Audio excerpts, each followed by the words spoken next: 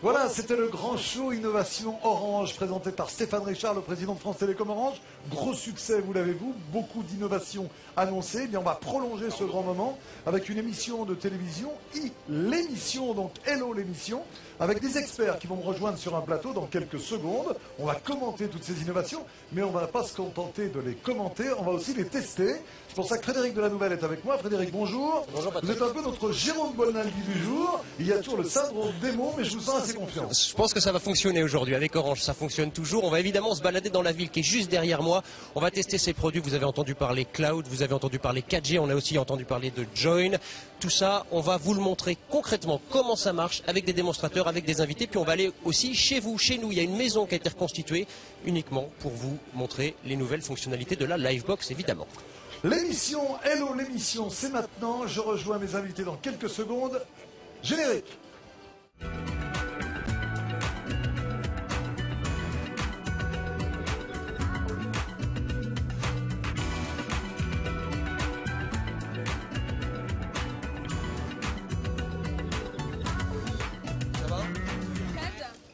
Voilà des annonces de Stéphane Richard, des innovations qui vont bouleverser le monde des nouvelles technologies et de la communication. Il s'agit maintenant de commenter avec des experts ces innovations et de les tester donc avec notre envoyé spécial dans la ville Orange. Beaucoup de démos, restez avec nous. Ce sera évidemment très spectaculaire comme vous l'avez vu avec Stéphane Richard. On va devoir écouter un extrait de l'intervention de Stéphane Richard pour nous mettre en bouche en quelque sorte pour cette première partie des innovations annoncées aujourd'hui. Extrait.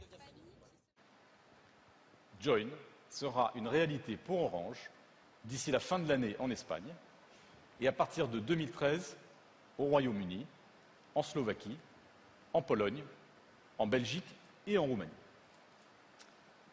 Et Orange sera le premier opérateur à déployer Join en France à compter de juin 2013. Alors, envoyer des photos, des vidéos, ceci tout en téléphonant, et même recevoir des vidéos pendant son appel téléphonique, Stéphane Richard vient d'annoncer, ce serait une réalité à partir de juin 2013. RCS, alors le nom est un petit peu barbare, on va essayer de comprendre ce qui se cache derrière ce Rich Communication Suite, autrement dit la communication multifonction enrichie. Pour en savoir plus, nous avons invité à nos côtés Michel Jumeau. Michel, bonjour. Bonjour. Vous êtes directeur marketing du mobile Orange. Dominique Delport, vous êtes le président directeur général d'Avas Média France. Et puis Hervé Fontaine est avec nous également. Hervé, vous êtes vice-président vente Europe HTC, vous fabriquez des smartphones. Alors on va retrouver tout de suite, car c'est quand même le grand moment de cette matinée, les tests dans la ville Orange. Fred est dans la ville pour Join. Première explication et ensuite on commente avec nos experts. Fred, c'est à vous. Oui Patrick, on est donc de ce stand, on va tester Join. Je suis accompagné de Fanny Bouton. Fanny, vous êtes journaliste, vous êtes blogueuse et vous êtes surtout une vraie geek. On va découvrir cette nouvelle technologie. Je suis aussi avec Gaël. Gaël Levu, vous êtes la madame Technocentre, vous connaissez cette technologie par cœur. On y va, on découvre Join. Jérémy, Gaël, vous êtes avec nous. Join, c'est plus que la voix, ça change la communication. Oui, bonjour. Donc tout à fait. Avec Join, on peut faire du chat à plusieurs, du partage de fichiers, du partage de contenu, et on peut, pendant un appel avec n'importe quel de ces contacts, partager de la vidéo prise en direct ou des images. Donc là, je suis en train d'appeler Jérémy. Ça veut dire qu'on part sur un appel classique là au départ. On part sur un appel classique et je vais appuyer sur le bouton de partage de vidéo. Donc je vais filmer ce que je vois. Jérémy va voir sur son mobile ce que je suis en train de filmer et à tout moment, je peux me filmer et basculer en visio. Alors attendez, c'est quoi la différence entre la visioconférence et Join? En fait, voilà, on fait de la visio et durant l'appel visio, on peut à tout moment rebasculer à un appel classique. Très Donc simplement. on joue avec la vidéo on joue avec comme la on vidéo veut. durant l'appel. On peut passer très simplement de l'appel à la visio, revenir à l'appel.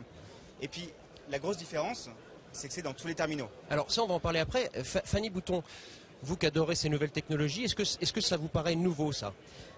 Le fait que ce soit intégré, avant on faisait soit un appel visio, soit un appel vocal, on ne pouvait pas switcher de l'un à l'autre. Là l'avantage c'est qu'on peut être juste en appel vocal et tout d'un coup se dire ah attends je voudrais te montrer un truc qui se passe et basculer. Donc je trouve ça assez sympa. Donc ça va être une nouvelle façon de consommer en fait. Ça va être une nouvelle façon de consommer en effet, mais surtout d'avoir le choix. Parce que quand on recevait un appel visio, si on était dans la salle de bain, on n'avait pas trop envie de décrocher, on disait non. Là, on aura le temps de, je sais pas, choper un peignoir, etc. Alors l'autre force, vous apprêtiez à nous le dire, c'est que ça va être accessible à tous. Oui, c'est la force de Join. En fait, les constructeurs et les opérateurs, on a travaillé ensemble pour créer Join. Et Join sera disponible directement dans les mobiles qu'on va pouvoir acheter en boutique Orange. Pas besoin de configuration, pas besoin d'installation d'une application, ça sera direct. Ce qu'il va falloir, peut-être Gaël, vous pouvez nous éclairer là-dessus, Gaël Levu, ce qu'il va falloir, c'est prendre l'habitude d'utiliser ce produit. C'est quand même très nouveau. Oui, c'est très nouveau, mais c'est très simple. Et surtout, c'est qu'on aura juste besoin de connaître le numéro de téléphone de la personne avec qui on veut téléphoner. Et c'est aussi simple qu'un coup de fil. Donc je pense que ça va aller très très vite dans l'utilisation et au quotidien des gens. Si j'ai bien compris, il n'y a pas besoin, c'est pas une communauté, il n'y a pas besoin d'une nouvelle application.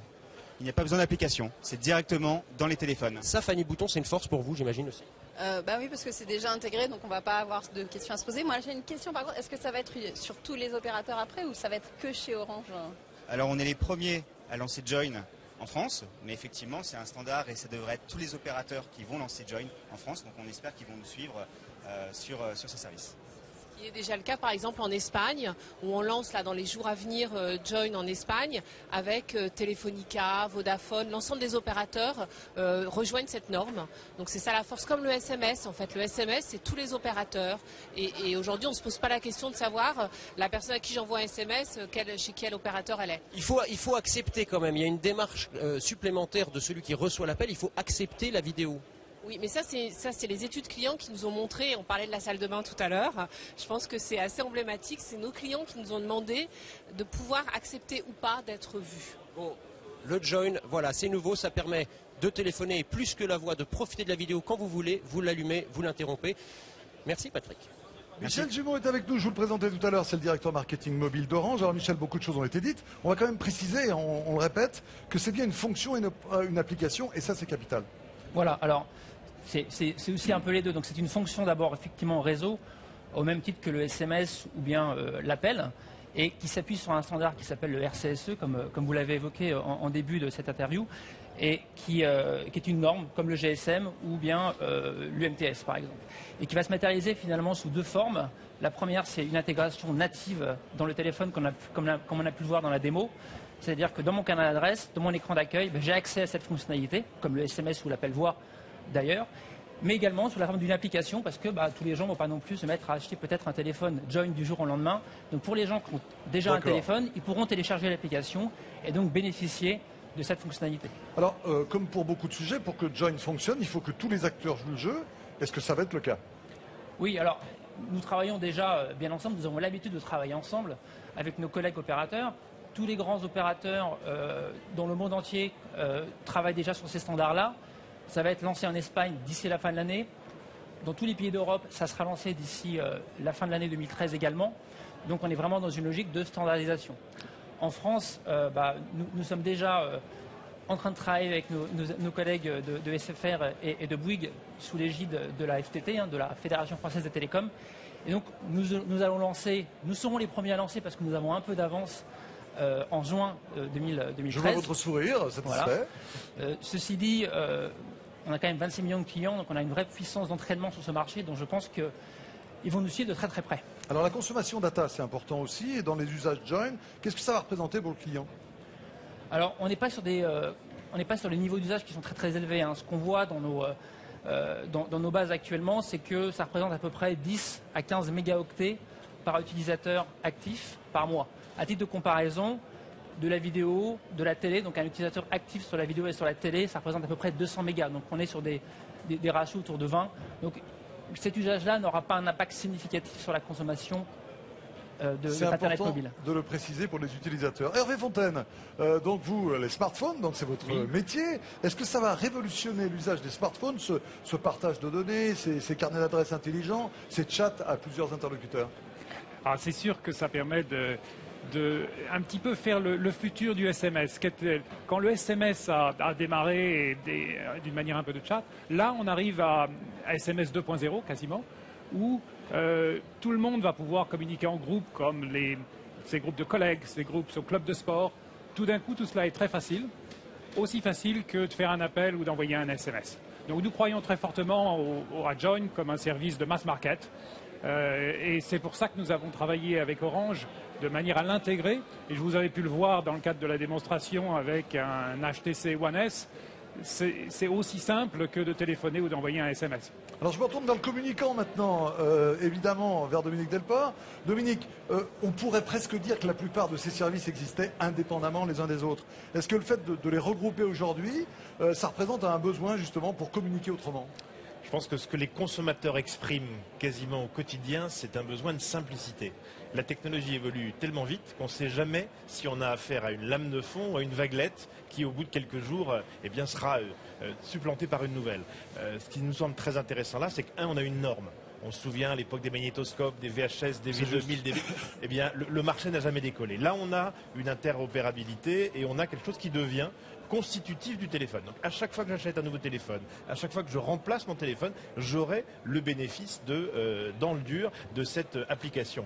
Et deuxièmement, en termes de simplicité, je pense qu'on a tous des vies numériques et on voit bien à quel point elle a pris cette vie numérique une part importante de notre temps de vie en société. Le fait de pouvoir intégrer tout ça, de rendre des services simples au mass market, comme on dit en communication. Donc vraiment, c'est tout le monde. Ça ne sont pas que les geeks, les gens qui aiment le digital, c'est tout le monde. Et ça, c'est un point très important. En entreprise, et on le voit bien, dans la vie privée, le 31, c'est le seul moment quasiment où on envoie des SMS à la volée. Là, on pourra le faire tout le temps. En entreprise, ça devient une fonction essentielle. Pouvoir joindre à tout moment un collaborateur. Le télétravail se développe, la mobilité est accélérée.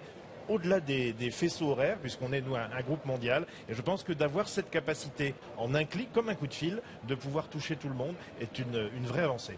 Hervé Fontaine, le fait de communiquer avec plusieurs personnes en même temps, c'était ça l'attente du consommateur pour vous ? Oui, on voit que la communication de groupe se développe de manière énorme, que ce soit avec des applications comme Facebook Messenger ou WhatsApp. On voit très bien qu'il y a une explosion carrément de la communication de groupe. Et là, ça permet de le faire sans application, sans login, sans s'enregistrer sur un service particulier. Donc c'est tout d'un coup accessible à tout le monde. Est-ce qu'on peut dire que c'est le successeur du SMS, Michel, comme ça a été dit tout à l'heure ? On peut le voir comme ça, si on est vraiment sur une application, comme on vient de l'évoquer, sur une fonctionnalité qui est totalement interopérable, donc on n'est pas sur des mondes fermés, comme on peut l'avoir chez certains types de constructeurs de terminaux ou même des acteurs Internet. C'est une des préoccupations majeures de l'utilisateur. On a un monde numérique qui a été un peu verrouillé par des acteurs. Il y a le monde Google, il y a le monde Apple. Là, on est au-dessus et du coup, on touche tout le monde. Absolument. Merci messieurs pour tous ces commentaires donc sur Join. On va partir maintenant d'une deuxième démo. J'aime beaucoup les démos, moi je sais pas vous, mais moi je trouve que c'est ce qui parle le mieux. Même si vos propos sont passionnants, on va retrouver Fred dans la ville. Voilà, c'est Fred dans la ville. À l'heure du web, lui c'est Fred dans la ville. Et on va parler maintenant de Particall. C'est à vous Fred. Exactement Patrick, Particall, c'est une application qui fonctionne avec Facebook. Alors je suis avec Xavier Leclerc justement qui travaille chez Facebook. Et puis on est aussi avec les démonstrateurs Orange, Catherine, Benoît et Paul. On découvre cette application. Allez, on veut s'organiser une soirée ciné ce soir. Il faut qu'il y ait du monde, les copains, les autres. On organise ça. Eh bien, écoute, c'est très simple. Tu vois, je suis sur Facebook. Et depuis Facebook, eh bien, tout s'affiche là. Je vais retrouver mon application Particall que je lance. Dans Particall, on voit tous mes amis Facebook qui sont inscrits au service. Et je vais donc inviter eh bien, mes amis Anne et Eva pour une soirée cinéma. Donc là, on valide l'invitation. Ça va réagir sur leur téléphone. Absolument, je vais lancer un appel. Et c'est ça qui est intéressant, c'est que je vais lancer un appel ouvert qui va permettre à nos amis proches Facebook d'être au courant de l'organisation de cette soirée. Okay. L'appel est lancé. Anne, vous êtes là. Xavier, vous faites office d'Eva, c'est ça? Exactement. Vous êtes très mignonne. Alors là, normalement, vos téléphones vont sonner. Je vois que Benoît organise une soirée cinéma. Je vois qu'Eva, donc en l'occurrence Xavier, est aussi invité. Je rejoins l'appel, très simplement. Donc là, vous êtes tous en ligne. Vous avez rejoint l'appel. Exactement. Alors, vous qui travaillez chez Facebook, Xavier, est-ce que c'est nouveau ça? On a déjà vu ce type d'application sur le réseau social ou pas? Non, ce qui est nouveau, c'est justement comment Orange a utilisé Facebook pour aller plus loin, pour proposer une innovation, un nouveau service et tout simplement fluidifier la communication entre amis. Ça veut dire que là, on va pouvoir se retrouver enfin pas vidéoconférence, call conférence. Et d'autres peuvent se joindre aussi à cette conférence depuis leur poste. C'est ce que Paul va nous montrer. Donc je suis en train de surfer sur Facebook, sur mon PC, et je vois que Benoît a organisé un appel au sujet d'une invitation pour le cinéma. Donc Particall me permet en 2 clics de rejoindre la discussion. Là, vous vous incrustez en fait. Exactement. Mais parce que je le connais très bien, c'est mon ami Benoît. Voilà. Parce qu'évidemment, il n'y a que vos amis Facebook qui peuvent se joindre à la soirée ciné. Voilà, ça ne peut pas dégénérer comme dans certains films. Espérons pas. Donc on voit que l'application Facebook a réveillé mon téléphone et me propose de rejoindre l'appel. Je les rejoins. Et donc là, ils entendent votre voix. C'est comme ça qu'ils se rendent compte que vous êtes là. Tout le monde s'entend. Xavier, vous utiliseriez cette application dans votre vie quotidienne? Absolument, puisque ce qui est intéressant, c'est de se retrouver avec ses amis. En gros, la technologie ne sert qu'à faciliter comment est-ce qu'on va pouvoir se retrouver pour une soirée ciné, un restaurant, peu importe. Et c'est ça qui est sympa, c'est que Orange, en gros, fait qu'en 2 clics, ça devient très simple. Et donc, du coup, bah oui, c'est naturel. Je vais le faire normalement comme j'aurais pu le faire autrement. Est-ce que ça risque pas d'être une application de plus qui se noie dans toutes les applications Facebook? Non, parce que je pense que ça répond à un besoin utilisateur. C'est-à-dire que ce qui est intéressant, c'est que j'entre en relation avec mes amis. C'est grâce à Orange, mais c'est pas pour Orange. Et ça, je trouve ça génial. Les démonstrations, donc là, vous êtes tous en ligne. Maintenant, il ne reste plus en fait qu'à décider de quel film aller voir ce soir. Absolument.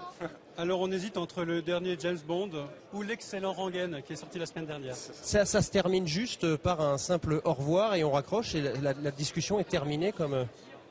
Est-ce qu'il y a d'autres applications de ce type-là, Xavier, sur Facebook déjà? Non, en fait, il y a beaucoup d'applications sur Facebook qui permettent justement d'améliorer la communication. Celle-ci va assez loin puisqu'elle utilise la voix et c'est ça qui est intéressant, elle est simple. Elle est centrée autour de la personne, c'est pas compliqué, c'est technologiquement très compliqué derrière, mais pour l'utilisateur, c'est 2 clics. C'est, voilà, je vais être en relation avec mes amis. C'est la première fois que vous avez ce type d'application. Il n'y a pas d'application exactement similaire sur Facebook. Pas à ma connaissance, et c'est ça qui est intéressant avec Facebook, c'est que c'est une plateforme ouverte dont notre mission c'est de rendre le monde ouvert et connecté. Et donc avec des partenaires comme Orange, ça devient une réalité aujourd'hui et encore plus demain. Merci beaucoup Xavier Leclerc, merci beaucoup pour cette démonstration. Voilà Patrick, avec Facebook maintenant on va pouvoir se faire une petite soirée cinéma. Merci Fred pour cette démo. Dominique Delport, tout de suite une réaction. Il est difficile de faire la distinction entre ce qui va être un simple gadget ou ce qui va être un réel progrès. Comment vous vivez ce genre de choses? Est-ce que ça peut s'appliquer notamment au business, à la com? Ce qui est certain, c'est qu'on a avec Facebook, pour la première fois dans l'histoire du monde, une plateforme qui relie 1 milliard d'individus. C'est jamais arrivé. La même plateforme homogène sous tous les territoires. Et là, on a effectivement toute une série d'applications, de services qui se sont créés sur cette plateforme, qui est une sorte de glue entre les générations. Deuxième élément, pour la génération notamment Facebook, on a un besoin qui est quasiment un besoin vital, comme les fameux besoins de la pyramide de Maslow, qui est le besoin de partage. C'est une génération qui est connectée jour et nuit, je dirais. Il n'y a pas de offline. Ils sont tout le temps on. Donc c'est sûr que de permettre à cette génération, avec cette plateforme, d'accéder à des services de la vie de tous les jours aussi simplement est quelque chose qui a beaucoup de potentiel. Et je crois qu'aujourd'hui, on la voit dans le cinéma, on voit ce qui se passe sur le partage de voitures entre particuliers, sur le partage d'appartements. Tous ces services-là se sont créés sur ce tissu social nouveau. Le fait qu'un opérateur comme Orange s'associe dans le dur, je dirais, avec Facebook pour créer et inventer les services de demain est quelque chose de très encourageant parce qu'encore une fois, on a besoin de parler à tout le monde avec leur langage et aujourd'hui Facebook, c'est un peu l'espéranto du monde numérique. Alors je me tourne à nouveau vers le directeur marketing mobile d'Orange, Michel Jumeau. De temps en temps, il y a une problématique. Il y a des applications, il y a des services qui sont formidables, mais on ne sait pas assez prendre par la main le client, l'utilisateur, pour l'aider. Là, est-ce que vous avez prévu justement de le prendre par la main et de lui donner un petit coup de main pour qu'il puisse organiser ses soirées ciné comme Fred l'a fait tout à l'heure?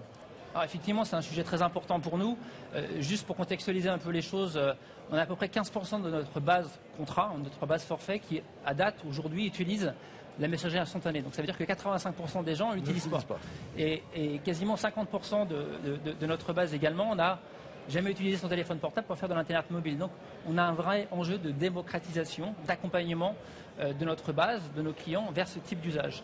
Et pour nous, Join, c'est un des services emblématiques pour impulser ce mouvement-là, pour plusieurs raisons. D'abord parce qu'il est, on l'a dit plusieurs fois, complètement interopérable. Il porte des fonctionnalités qui répondent naturellement à une très très large cible en fait. C'est-à-dire que la messagerie instantanée par exemple, c'est 95% plébiscite parce que c'est de nos clients, parce que c'est simplement le continuum du SMS. le transfert de photos, c'est 90% de déclaration d'intérêt de par nos clients. Donc ces fonctionnalités sont intrinsèquement mass market. Et puis chez Orange, et je terminerai là-dessus, nous avons une grande force, ce sont nos boutiques. Nous avons 1200 boutiques à travers le territoire français. Nous sommes le premier opérateur. Ça veut dire que quel que soit l'endroit où vous vous trouvez en France, vous êtes à moins de 30 minutes ou 40 minutes d'une boutique Orange. Et donc c'est un endroit privilégié où on peut amener nos clients à découvrir des nouveaux services. Et juste un exemple, il y a à peine un mois de ça, enfin quelques semaines de ça, nous avons organisé l'opération Applidaise. C'est 200 000 démonstrations de ces usages, de ces applications que nous avons fait pour nos clients. Alors ça, c'est l'opérateur qui prend par la main son utilisateur. Voyons maintenant le fabricant de smartphones. De plus en plus de services dans ces smartphones. Qu'est-ce que vous faites, vous, pour rendre ces terminaux encore plus simples d'utilisation? Je crois que vous l'avez vu dans la démonstration.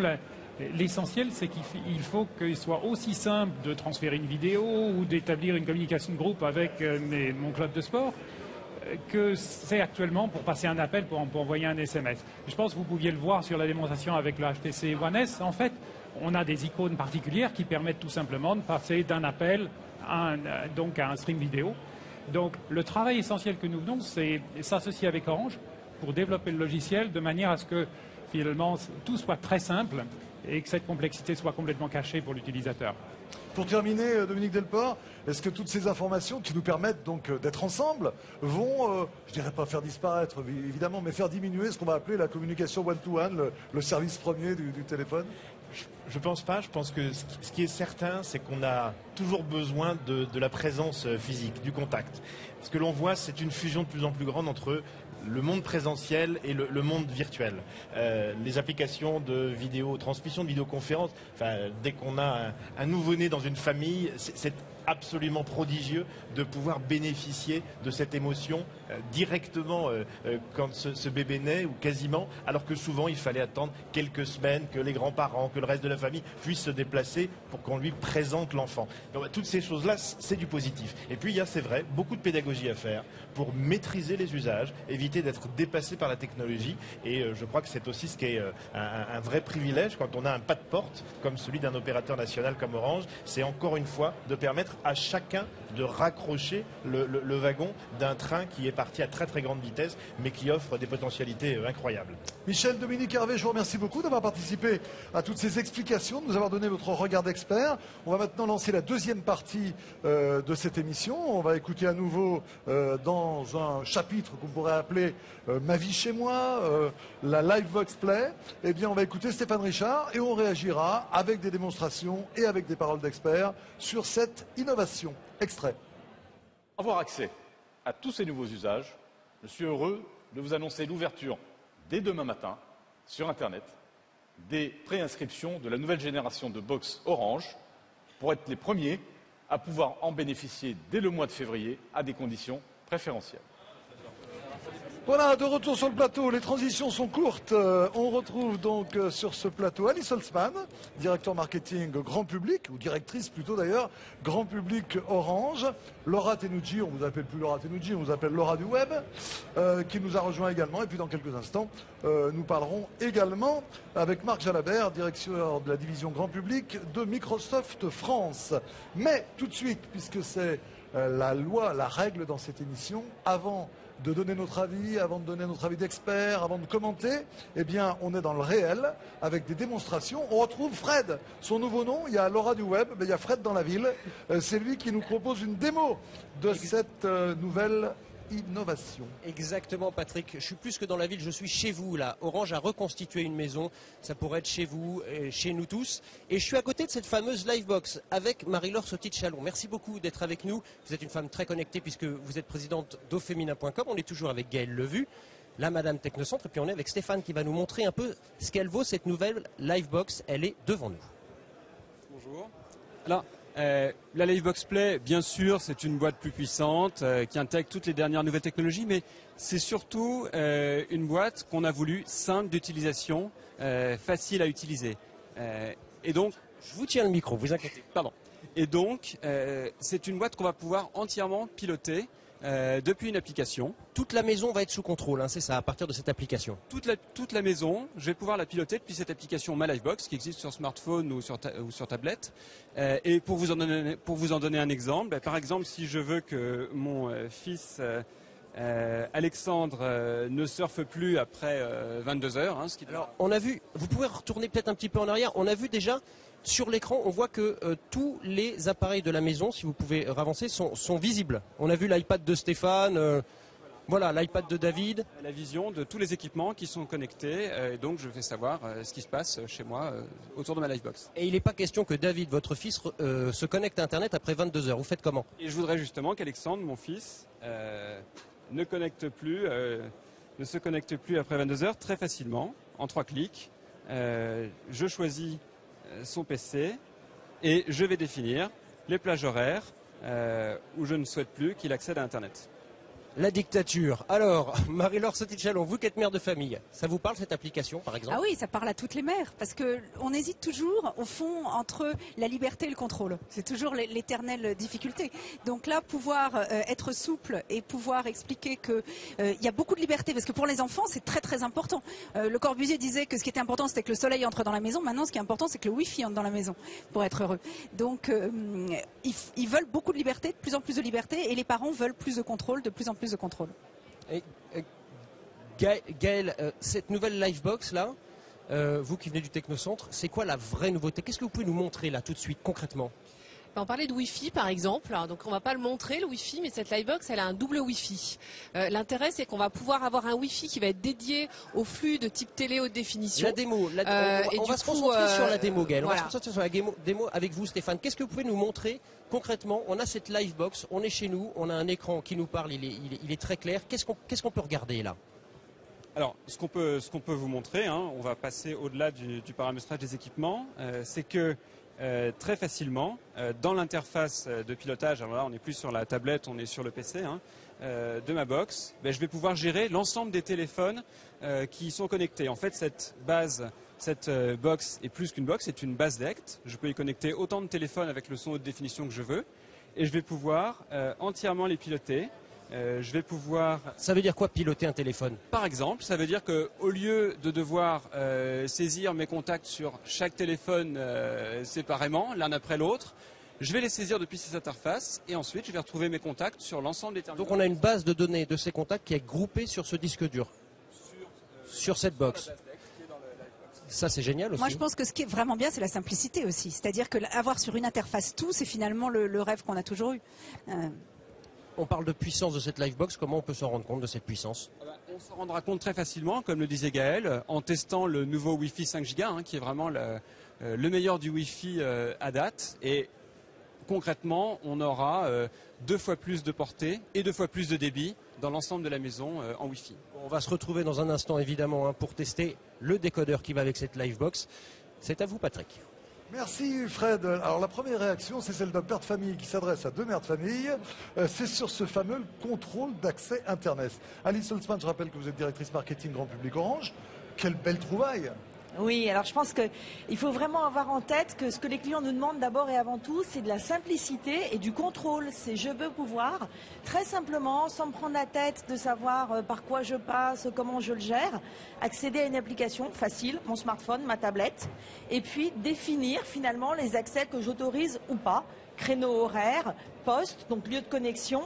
Donc ça, c'est rendu possible aujourd'hui grâce à l'application My Livebox. Alors ça, le mot simplicité, Laura, ça vous parle, hein, parce que c'est parfois le problème de ces applications. Là, au moins, c'est clair. C'est indispensable. Aujourd'hui, la seule réticence qu'on a quand il s'agit justement d'utiliser ces nouvelles technologies, c'est la simplicité. On a tout de suite peur de ne pas y arriver, que ça soit trop compliqué. Et le fait que ça soit centralisé, ça va parler à tout le monde. Parce qu'aujourd'hui, il y a des applications qui existent pour contrôler le téléphone de ses enfants, l'ordinateur, l'iPad, mais il faut une application pour chaque utilisation. Exactement. Puisque là, tout est recentralisé sur un même outil. Et donc, je pense que ça va permettre encore plus de démocratiser les nouvelles technologies et les technologies de demain. Et Alice, comme je le disais tout à l'heure avec Michel Gimou, il va falloir aussi prendre par la main l'utilisateur pour l'éduquer, lui donner une certaine pédagogie et l'aider à faire ça. Alice Holtzman, un mot sur le design de cette Livebox. Alors moi j'ai envie de dire sur le design, quand on interroge nos clients, la première chose qu'ils nous disent c'est je veux que ça s'efface dans mon intérieur. Donc je veux pas le truc 4 lumières, 5 écrans, etc. Ça doit être discret, ça doit s'insérer dans mon intérieur. Personne ne dit regardez comme elle est belle ma Livebox. En revanche, il faut qu'elle soit hyper performante et le moins de fils possible. Ce qu'on nous dit, c'est pas tous ces fils, je ne sais plus comment les ranger derrière mes meubles. Vous connaissez bien les utilisateurs. Le Wi-Fi, c'est extrêmement important, j'insiste dessus, mais ce Wi-Fi double fréquence, il permet de connecter tous mes appareils à la maison sans fil. Il permet d'acheminer plusieurs flux en vidéo HD au même moment, donc j'ai plus à me soucier de quel écran je priorise ou pas. Et puis finalement, le fait qu'elle soit toute petite et qu'elle disparaisse, c'est ça qui est important. Et un dernier petit point, on parlait de simplicité, je ne sais pas si vous l'avez vu, mais elle a un petit écran OLED. Oui. Donc à l'installation, génial, je peux communiquer avec ma Livebox. Elle me dit ce qui va pas, c'est OK, c'est installé, J'ai ça pas l'est seulement pas. le boot et... Voilà, vous avez des informations, le dialogue s'installe. Alors Alice vient de parler de simplicité. Laura, vous qui êtes en contact aussi avec les utilisateurs à travers vos émissions, c'est aussi une boîte intelligente. Et ça parle parce que ça va permettre de gérer plusieurs choses en même temps. Bien sûr, et c'est ce que je vous disais précédemment, c'est très important que tout soit regroupé sur un seul outil pour pouvoir tout gérer. Et je voulais juste revenir sur le Wi-Fi parce que c'est ultra important aujourd'hui, même si on a tous, en tout cas on est de plus en plus nombreux à avoir le Wi-Fi chez soi. Souvent on a encore des problèmes pour capter le Wi-Fi dans une pièce, on a juste une petite barre, alors on se penche, c'est pas agréable. Et même moi en tant qu'utilisatrice je le subis au quotidien. Donc le fait d'avoir une portée beaucoup plus importante, ça aussi ça va aider les utilisateurs parce qu'il y aura plus de liberté pour s'en servir dans la pièce qu'on souhaite, puisqu'on est mobile aujourd'hui, on le sait, les ordinateurs c'est notre iPad, notre téléphone, on bouge avec. Donc je pense que c'est très très important d'avoir insisté sur étendre la portée du Wi-Fi pour cette nouvelle Livebox. Alice Holtzman, comment vous sélectionnez ces fonctionnalités révolutionnaires? Il faut sélectionner, il faut choisir, donc il faut éliminer. Vous avez une conscience des demandes de vos clients, vous les interrogez, comment ça se passe un choix comme ça? Déjà, Orange propose une offre à la fois de connexion Internet et de télévision depuis de nombreuses années. Donc on a nos propres clients qu'on interroge très régulièrement, sur lesquels on essaye de comprendre ce qu'il faut faire pour améliorer leur expérience au quotidien. Ça, c'est le premier point. Et puis le deuxième, c'est que bien évidemment, quand on réfléchit sur des produits innovants, tels que ce nouveau couple Livebox Play, on fait des tests. Alors, on fait des tests en laboratoire d'abord, et puis là, typiquement, dès à présent, au moment où je vous parle, eh bien, figurez-vous qu'il y a des testeurs en France qui sont déjà équipés de ce nouveau matériel qui ne sera lancé qu'en février, et qui réagissent très simplement. Comment s'est passée mon installation? Qu'est-ce que j'apprécie? Comment ça fonctionne? Ce que je peux vous dire, vraiment en 2 mots, c'est déjà ce qu'ils veulent, c'est de la puissance de connexion. C'est très très important. C'est ma box, c'est sûr, le Wi-Fi, mais c'est aussi mon décodeur. Je veux que ce soit fluide, je veux pouvoir zapper, je veux pouvoir, et c'est ce qu'on va voir un peu plus tard, faire différents usages au même moment. Tout ça c'est très important. Et puis deuxième chose, ce qu'on nous dit aussi, c'est aujourd'hui j'ai pas un écran chez moi, j'ai plusieurs écrans. J'ai ma télé, j'ai mon PC, j'ai des smartphones, des tablettes. En moyenne, c'est 5 à 6 écrans par foyer.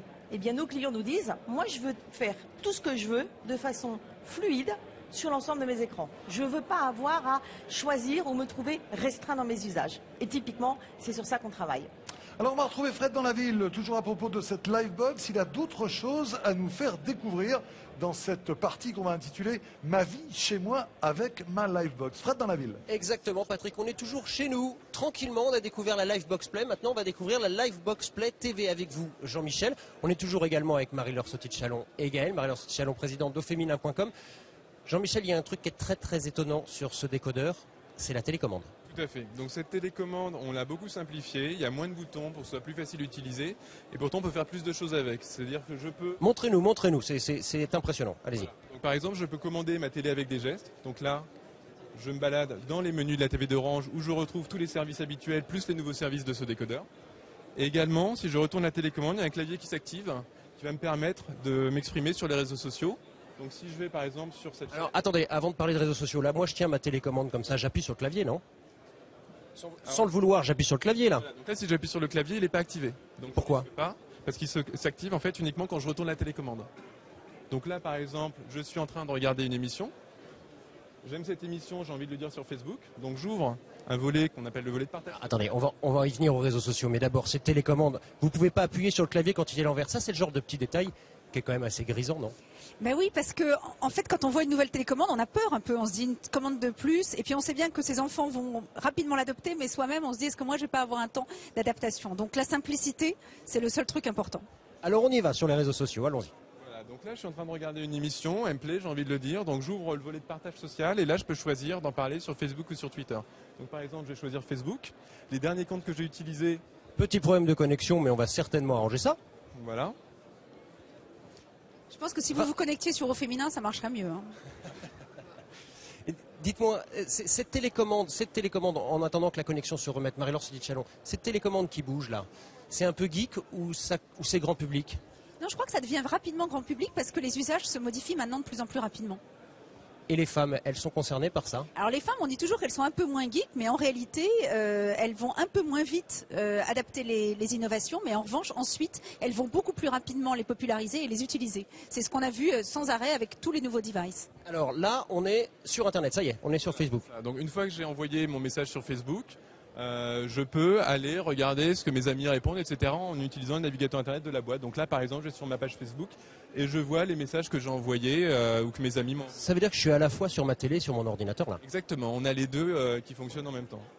Vous vous serviriez de ça, Marie-Laure Chalon? Oui, moi je pense que ce qui est en train d'évoluer, c'est on va pas vraiment vers c'est pas le sujet de la télé connectée, c'est le sujet de la maison connectée. Donc finalement, c'est que tout converge et c'est ça qui est vraiment intéressant. Donc la prochaine étape, c'est le frigo. Oui, bien sûr, ça sera pratique. On pourra aller sur Facebook en prenant sa nourriture dans le frigidaire.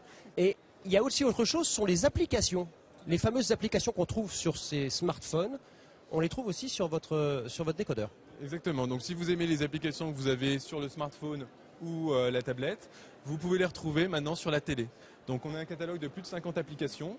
Donc là, je vais dans le menu, j'accède à mes applications. Et donc par exemple, si j'ai envie d'écouter de la musique, je vais dans l'application Deezer et là je peux retrouver mes playlists et les dernières nouveautés.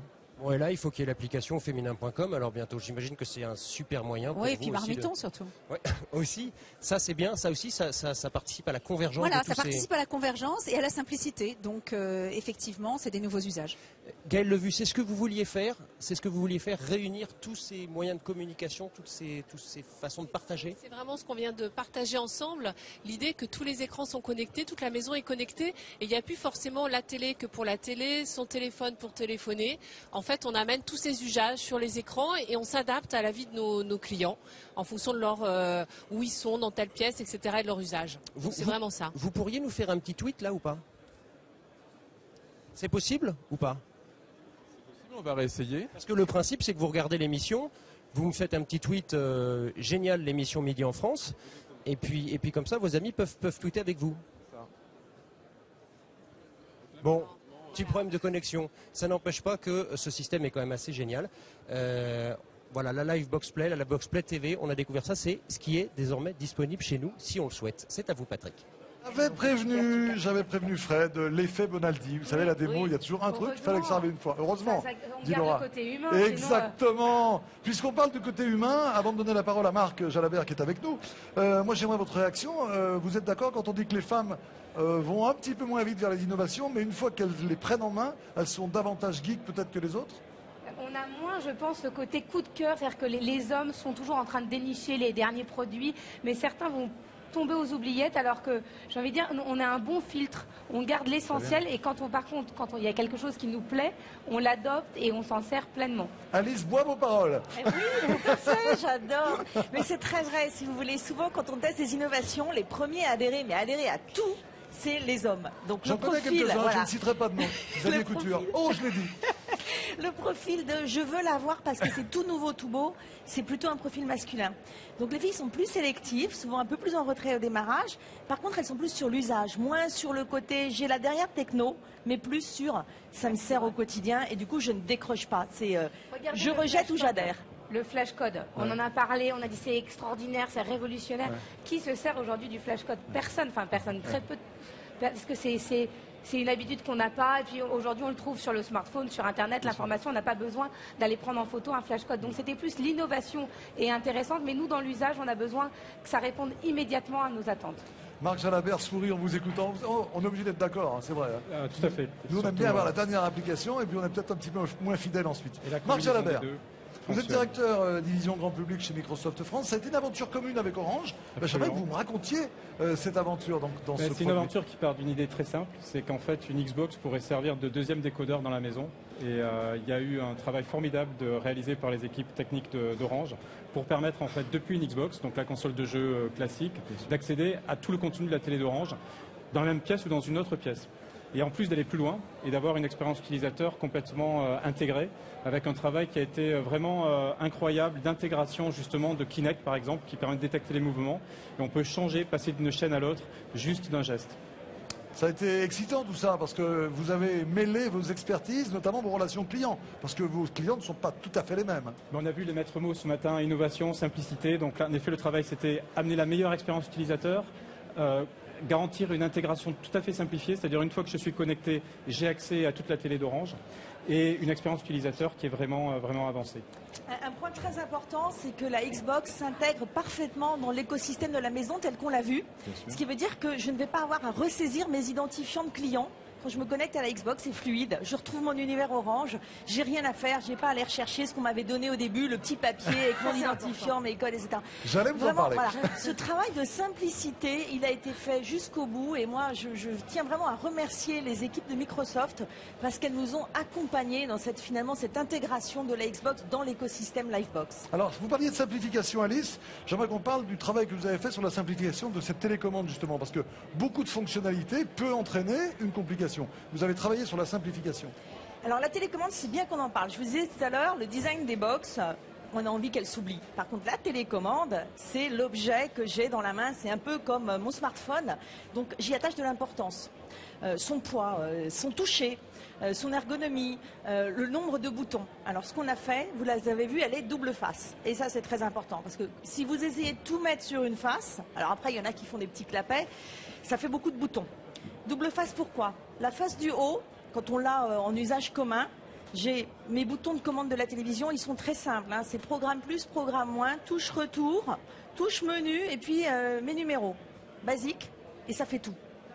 Je la retourne et là j'ai un clavier AZERTY qui me permet de typiquement écrire mes textes, puisque vous avez vu, ma télé devient finalement un outil qui me permet de me connecter à mes réseaux sociaux. Ben, je vais pouvoir écrire du texte sans bégayer en appuyant 10 fois sur une touche. Ouais.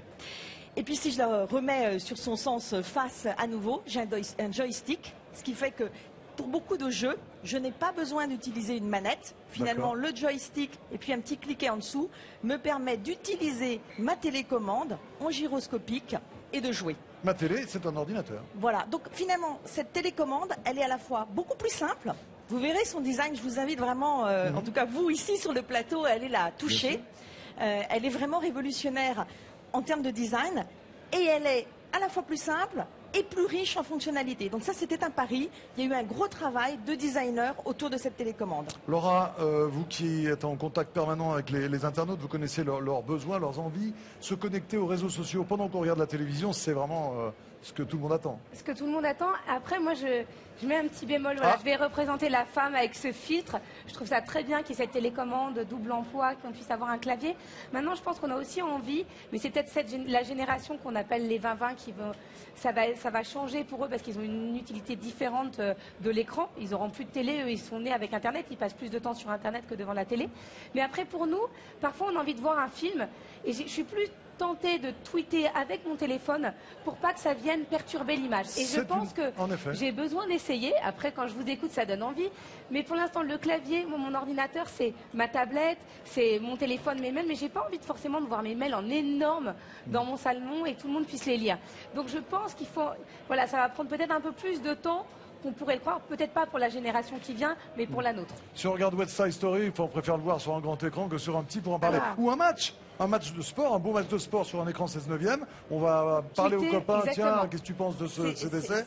C'est peut-être dommage de réduire l'écran, on le verra, vous avez raison. C'est très vrai, mais je pense qu'il va y avoir les deux comportements. Je pense qu'en effet, c'est aussi une question de génération. C'est-à-dire que nous, nos messages privés, c'est nos messages privés. Pour nos enfants, on voit bien que la frontière privée-publique, elle est déjà différente. On va laisser le client libre, c'est à lui de choisir. C'est-à-dire qu'il a la possibilité de, mais il n'est jamais obligé de le faire. Et c'est très vrai qu'aujourd'hui, on se rend compte qu'il y a du multi-usage. Typiquement, grâce à Orange, vous avez une application Ma TV qui permet finalement de sélectionner le programme que je veux voir sur mon écran, mon petit écran, parce que c'est plus facile, et je l'envoie sur ma télévision et je le regarde, j'en profite sur mon très grand écran. Marc Jalabert, vous avez lancé la télé Orange donc sur vos Xbox. Quelle est la réaction de nos clients tout simplement? Vous avez des remontées sans doute. On l'a dit, c'est une application qui est très innovante et en fait qui connaît un très grand succès sur la marketplace de Xbox. C'est la deuxième plus téléchargée à ce stade. Elle a été lancée en avril. C'est toute une phase de promotion là qui permet en fait d'acquérir une Xbox à très bas prix pour tester cette application. Évidemment, les abonnés Orange qui sont déjà utilisateurs d'Xbox ont accès à cette application gratuitement. Alors on va maintenant parler du stockage des données, du fameux cloud, sujet qui me passionne parce que c'est vrai que ça résout tellement de choses. Et on va retrouver Stéphane Richard qui nous en parlait il y a quelques instants. Donc extrait de Stéphane Richard, puis démo, puis expert. Vous avez vos habitudes maintenant dans notre émission. Merci à vous trois en tout cas. Merci beaucoup. Merci. Le cloud d'Orange, c'est un espace sécurisé de 50 gigaoctets, soit une capacité suffisante pour stocker 10 000 morceaux de musique ou 20 000 photos.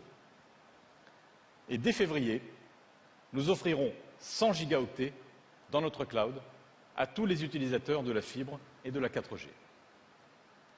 Le cloud d'Orange, c'est aussi une série de partenariats pour vous simplifier la vie, avec Samsung par exemple, et ce nouvel appareil photo. Lorsque vous prenez une photo, elle est immédiatement stockée sur votre cloud. Voilà le cloud, pour en parler de ce stockage justement qui va changer et qui va révolutionner nos usages, voir ce que ça va changer dans la gestion justement de nos données et dans l'organisation, pourquoi pas, de notre vie quotidienne.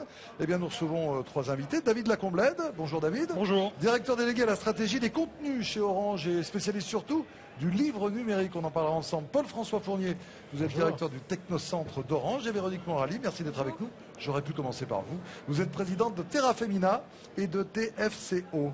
Alors tout de suite, le principe de cette émission, c'est de s'appuyer sur des démonstrations pour bien comprendre. Et ensuite, j'ai besoin de votre avis d'expert. Donc on retrouve Fred dans la ville, dans un nuage, le cloud.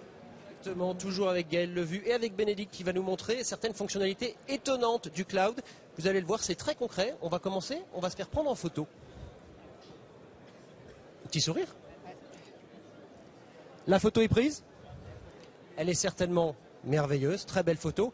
L'avantage du cloud, c'est quoi? Qu'est-ce qui va se passer, Bénédicte, là? Il suffit de cliquer sur l'icône cloud et la photo va être automatiquement remontée dans le cloud. L'excellente photo, je le disais, mais je confirme. C'est magnifique tous les deux là. Et donc l'intérêt, c'est quoi? Le cloud permet de faire ça. L'appareil photo est spécial aussi. Alors, grâce au partenariat avec Samsung, en fait, on a pu installer l'application du cloud sur l'appareil photo. Donc, elle est directement disponible sur la première page. Et comme vous avez pu voir, la remontée est extrêmement fluide. Il suffit de cliquer sur l'icône. Il faut de la 3G ou du Wi-Fi, c'est ça? Ça veut dire que si je suis sur la plage, à Marseille, je suis tranquille. J'ai très envie de faire partager ce moment de calme à ma famille qui est à Paris. Ça se passe en quelques secondes, Gaël. Complètement. Donc il faut, en fonction de là où vous êtes, si vous avez un réseau Wi-Fi, on utilise le réseau Wi-Fi ou la 3G avec l'abonnement qui va bien. Et c'est surtout très simple. Et ça permet aussi de prendre des photos, on l'a vu, avec une qualité beaucoup plus intéressante que ce qu'on peut avoir sur son smartphone directement parce que c'est un vrai appareil photo. Et donc ça ne va pas sur un disque dur, on est bien d'accord, on parle du cloud. Hein. Ça va où exactement? Ça va dans le cloud et auquel vous pouvez accéder alors sur un PC, une tablette, un smartphone. Et typiquement, mais quand vous dites ça va dans le cloud, ça va où? Alors, c'est dans le réseau. C'est un disque dur virtuel. Regarde, en fait. On est là. Ça y est. J'ai du mal à voir là. On peut agrandir la photo ou pas? Le cloud, on est d'accord, c'est un disque dur virtuel. Ça veut dire que là, ma photo, on l'a prise sur la plage à Marseille. Ouais. Elle arrive sur mon disque dur virtuel que je peux partager. C'est pour ça que ma famille peut en profiter à Paris, c'est ça? Exactement, exactement. On peut partager. D'ailleurs, on voit qu'il y a des dans le menu, on doit avoir quelque part, là, on le voit pas directement, mais des fonctionnalités pour partager, envoyer à un ami. Mais c'est à toi de décider. Parce que ça reste privé cette photo-là. Exactement. C'est à toi de décider avec qui tu veux la partager. Et l'avantage de cet appareil photo, c'est, tu le disais, Gaël, vous le disiez, pardon, c'est la qualité de la photo. Oui. C'est un vrai appareil photo qui prend des photos de qualité avec un zoom, des effets, etc. Il y a combien de millions de pixels là-dessus? Ça marche comment? 16 millions de pixels. Voilà. Donc c'est énorme et c'est instantané. Quelques secondes, on l'a vu. Oui, on l'a vu, très vite. Nous voilà. Et donc ça, sans le cloud, c'est pas possible? Alors non. Enfin, il faut, si vous voulez remonter sur le cloud, il faut effectivement l'application cloud. Oui, mais parce que le Wi-Fi peut me permettre de transférer des données aussi. Oui, ça mais transférer où? Donc on a créé difficulté, un lieu voilà, avec le cloud. Exactement. Et on a de beaux appareils photo comme celui-là qui nous permettent de faire partager nos vacances absolument partout et instantanément. Voilà Patrick pour la démo. Voilà, Fred il veut envoyer sa photo, mais il faut bien l'envoyer quelque part, et c'est l'avantage du cloud. Paul-François Fournier, directeur du Technocentre d'Orange, j'aimerais que vous m'expliquiez ce qui différencie le cloud d'Orange justement des autres offres qui peuvent exister chez les concurrents. Oui, bonjour Patrick. Trois choses en fait. La première, c'est que, on vient de le voir, le cloud d'Orange, c'est vraiment une offre multi-terminaux. Orange, on travaille avec de multiples partenaires, avec de multiples fournisseurs de terminaux, évidemment de téléphone, avec tous leurs operating systems, et puis des tablettes. On l'a vu avec Samsung sur des téléphones qui se connectent automatiquement au réseau, et puis on le verra probablement tout à l'heure, même sur la télé d'Orange. Donc premier aspect, on est vraiment capable de retrouver tous ces contenus, ces photos sur tous ces terminaux et qu'ils soient de la même famille ou pas de la même famille. Parce que c'est vrai qu'on n'achète pas tous ces terminaux qui chez Samsung ou Apple. Le deuxième aspect qui est très important, c'est que chez Orange, on considère que le cloud, c'est un élément du réseau. C'est quelque chose qui doit être intégré aux offres de réseau. Et ça veut dire, comme l'a dit Stéphane ce matin, que nous considérons que le transfert de ces fichiers entre les terminaux et le réseau, il est inclus dans votre forfait. Il correspond à l'offre d'Orange et donc vous pouvez trafiquer en illimité. Ce n'est pas décompté dans ce qu'on appelle trafiquer, faire du trafic, pas voilà. Trafiquer. Oui, absolument. Vous pouvez absolument envoyer et recevoir vos photos de façon illimitée, et ça ne décrémente pas votre offre de data. Et puis le troisième aspect, c'est j'allais dire l'abondance. Chez Orange, on considère que le cloud, il doit vous garder vos contenus pour plusieurs années, voire plusieurs dizaines d'années. On est en train de parler d'infrastructures comme le réseau, qui sont des investissements pour plusieurs années. On en reparlera probablement, mais toutes ces données, il faut quand même qu'elles nous suivent durablement tout au long de notre vie. Et donc pour ça, il faut qu'on ait de l'abondance. Et c'est donc 50 gigas pour les offres standards, et puis dès février, 100 gigas pour les clients qui prendront la fibre ou la 4G, qui permet encore plus de facilement remonter ces données. On en reparlera tout à l'heure. On en reparlera. Et donc là, on est vraiment dans une notion de temporalité et de temps où on va pouvoir stocker très longtemps beaucoup de données. Une question qui me vient comme ça peut peut-être inspirer David, mais il y a une confiance, une relation de confiance qui doit s'établir entre le citoyen, l'individu et l'opérateur, parce que toutes vos données qui d'abord peuvent être confidentielles, et en plus que vous avez envie de garder, comme vous le disiez, quelques années, quelques dizaines d'années, finalement, vous faites confiance à votre opérateur en l'envoyant. Fred le disait, ça part où? Le cloud, c'est un système d'ailleurs qui est presque philosophique, de dire je fais confiance à mon opérateur, j'établis une relation différente. Je crois que c'est Jean-Claude Carrière qui disait il n'y a pas plus éphémère que les supports durables. Et on l'a tous vu avec les cassettes VHS dans les années 80. Et si vous les regardez aujourd'hui, vous ne voyez plus les communions de vos neveux. Et donc effectivement, il y a cette confiance et ce socle absolu à tisser avec les usagers pour qu'ils aient la certitude de retrouver ad vitam leur contenu. Oui, parce que la cassette bêta, la cassette VHS, c'est vrai qu'il n'y a plus grand-chose dessus. Alors, vous avez dit, Paul-François Fournier, que ceci était gratuit, ce qui est important pour l'utilisateur. Alors maintenant, je me tourne vers Véronique Morali, donc présidente de Terra Femina. Qu'est-ce que vous voyez comme usage, vous, de ce cloud? Qu'est-ce que ça vous inspire, notamment pour le grand public et pour le monde de l'entreprise? D'abord, je voudrais peut-être dire que dans tout le cadre de toutes les innovations qui sont présentées, pour moi, le cloud, c'est probablement l'innovation la plus mystérieuse. C'est celle qui fait le plus rêver parce qu'on en parle beaucoup, mais ça avait l'air d'être réservé aux grandes entreprises. Vous avez parlé de stockage et je trouve ça très réducteur parce que pour moi, c'est beaucoup plus que ça. Grondez-moi, allez-y, grondez-moi. Je ne vous gronde pas tout à fait, mais j'ajoute une petite touche de rêve, peut-être. D'abord parce que penser à un nuage virtuel comme ça posé, on ne sait pas où. Et d'ailleurs, on voit bien l'embarras. On ne sait pas ce que c'est que ce cloud. C'est juste un nuage virtuel, mais en même temps extrêmement matériel et qui permet des vraies avancées. Alors pour moi, quelles sont les avancées du cloud que je ne connais pas encore et que je vais découvrir bientôt en vrai? C'est probablement la liberté, une appropriation. Comment on peut s'approprier sa vie quotidienne, ses données quand on travaille, mais aussi pour sa famille.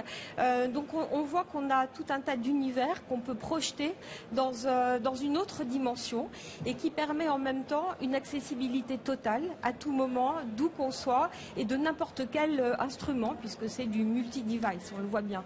Donc les usages, ils en sont énormes pour les entreprises. C'est probablement beaucoup d'économies. On parle beaucoup de contraintes de coûts pour les entreprises, mais finalement, cette capacité de stocker très vite, pas très cher, et de façon gratuite, plein de données, voilà, ça c'est une vraie avancée dans le cadre d'une gestion des contraintes de coûts, mais c'est aussi beaucoup de flexibilité, de la productivité, puisque finalement, d'où qu'on soit, et ça encourage la mobilité, les collaborateurs peuvent travailler, avoir accès à leurs données et en restituer.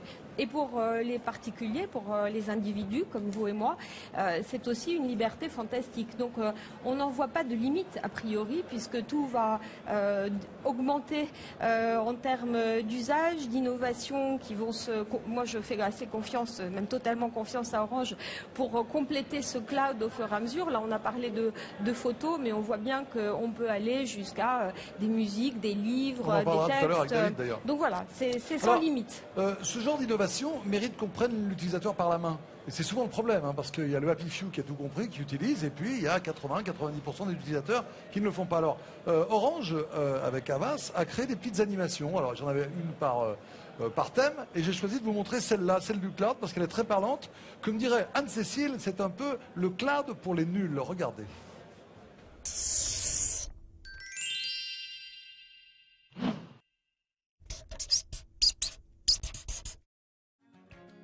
Hier, on avait tout chez soi sur des supports matériels, photos, films, documents importants. Aujourd'hui, toutes ces données sont numérisées mais éparpillées sur une multitude de supports, parfois en double. Mes courriers ici, ma musique et mes photos ailleurs, comment s'y retrouver? Heureusement, il y a le cloud d'Orange. Le cloud permet de stocker et d'organiser mes données numériques importantes en un seul et même lieu sûr dans les réseaux Orange. Le cloud, en somme, c'est une armoire numérique avec de grands tiroirs où je peux ranger mes contenus. Avec le cloud d'Orange, dès que je crée ou modifie un contact ou un rendez-vous dans mon agenda, il se synchronise instantanément sur tous mes autres appareils. Et mes photos, vidéos sont automatiquement sauvegardées. Quand je veux, où je veux, je peux retrouver simplement mes documents, mes vidéos, mes photos sur tous mes écrans, en recherchant directement ou à l'aide du moteur de recherche. Et je partage mes coups de cœur avec qui je veux, comme je veux, aussi souvent que je le souhaite. Le cloud d'Orange est un service simple, sécurisé, accessible à tout moment, de partout, avec n'importe quel appareil, et organisé pour me permettre de retrouver facilement mes contenus numériques. La vie change avec Orange. Bien cette démo, hein, elle est très très parlante et vous devriez l'envoyer à tous vos clients finalement chez Orange. Alors, on retourne dans la ville voir Fred pour d'autres démonstrations à propos du cloud toujours. Fred, dans la ville. Je suis là Patrick. Tout à l'heure on vous parlait d'un appareil photo un peu particulier qui vous permettait de profiter du cloud, mais le cloud c'est aussi accessible à tout le monde. On va le voir là avec Lorraine et Jérôme. Gaël, vous êtes toujours avec nous. Lorraine, elle prend des photos, elle a un téléphone classique. Qu'est-ce qui va se passer? En fait, ce qui va se passer, c'est que la photo que Lorraine a prise en photo, elle va être automatiquement transférée dans le cloud et du coup, automatiquement, on va la retrouver sur l'interface télé. Ça veut dire que n'importe qui, avec son téléphone, peut profiter du cloud. Exactement. Ça, c'est une révolution, Gaël. Oui, l'idée c'est vraiment de le rendre accessible sur l'ensemble des devices. C'est un cloud multi-opérateur. Les devices, les supports. Hein. Voilà, support, pardon. Et donc l'intérêt c'est qu'on ne vous demande pas d'avoir tel ou tel mobile, tel ou tel OS, ça marche.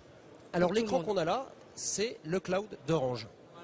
Qu'est-ce qu'on y trouve? Je vois qu'il y a 50 gigas, c'est quoi? C'est un espace de stockage sur Internet. Voilà, exactement. En fait, donc cet écran, c'est la page d'accueil de l'interface TV du cloud d'Orange. On a un espace de stockage de 50 gigas qui vous permet de stocker tous les fichiers. On met combien de photos sur 50 gigas? Plus de 20 000. Ah oui, il y a de quoi faire des souvenirs quand même.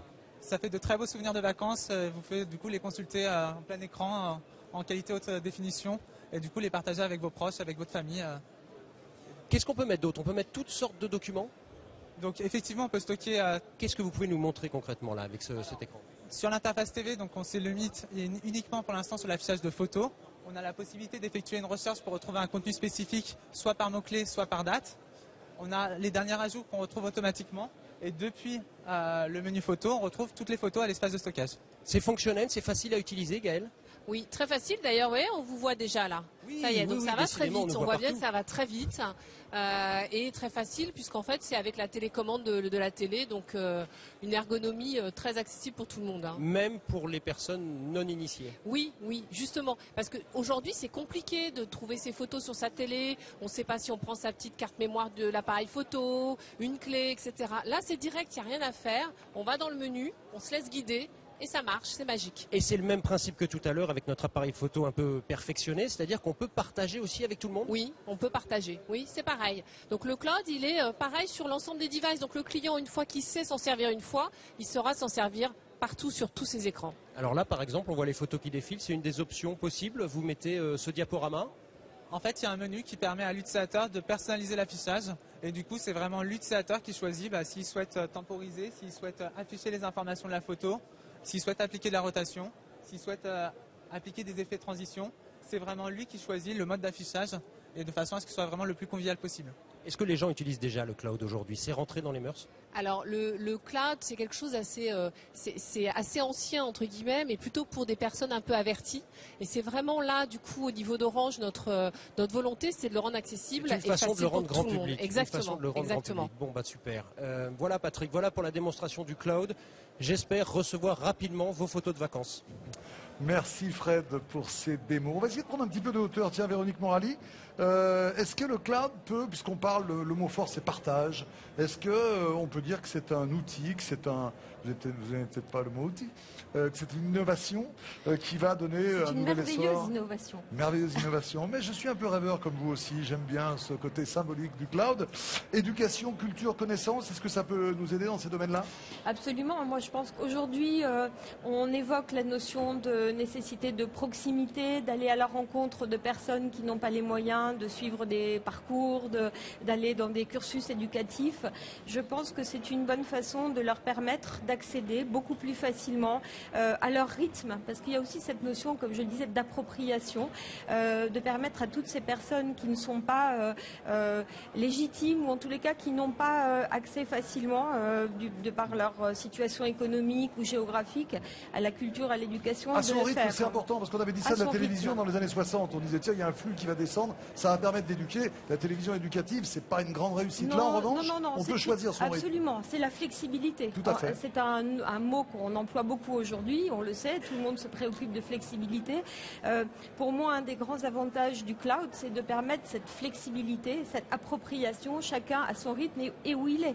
On peut être dans des banlieues, on peut être dans des quartiers difficiles, on peut être aussi dans des entreprises.